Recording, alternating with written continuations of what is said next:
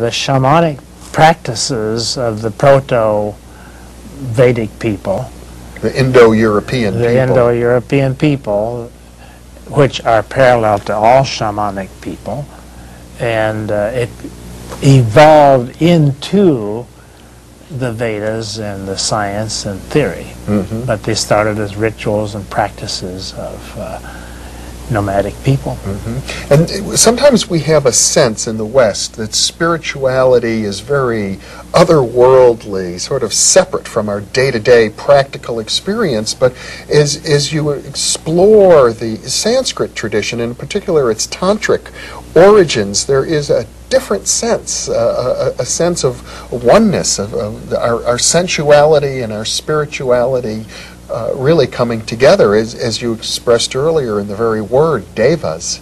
Yes, God is approached through nature.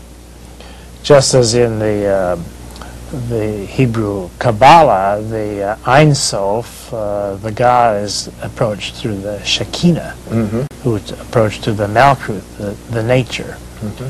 So one gets to God through nature, and one gets to nature through God. Uh-huh. Now you've done something very interesting here, and I know you're a scholar of many traditions as well as Sanskrit, by bringing in the Hebrew.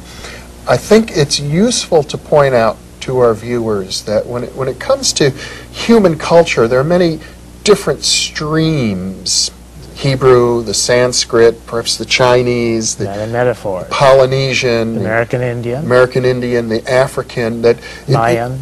Linguistically they're quite separate, but yet in terms of the sense of the world, one might say that they all have their origins in a kind of common human culture, which we might describe as shamanic. Yes, they're based on experience. The raw native experience of any person, where he comes from, the home and the hearth and the field and the hunt, lead to our metaphysics. And all these forms of metaphysics are isomorphic. Mm-hmm. Isomorphic meaning? The same form. Mm-hmm. They have the same form. They're different ways of saying the same thing. And yet they appear quite different. Superficially, but they all reduce down to experience. Mm-hmm.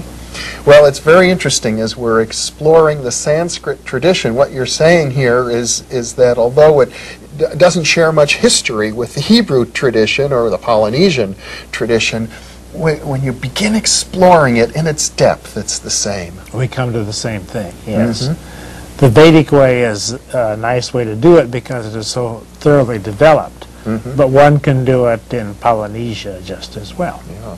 Well, we're going to be exploring some of the practical aspects of the Sanskrit tradition. In part 2 of this program, we'll be looking at the Yoga Sutras in particular, where we have a very specific, detailed, step-by-step instruction for achieving the kind of insights. Dean, thank you for being with me. And thank you for being with us.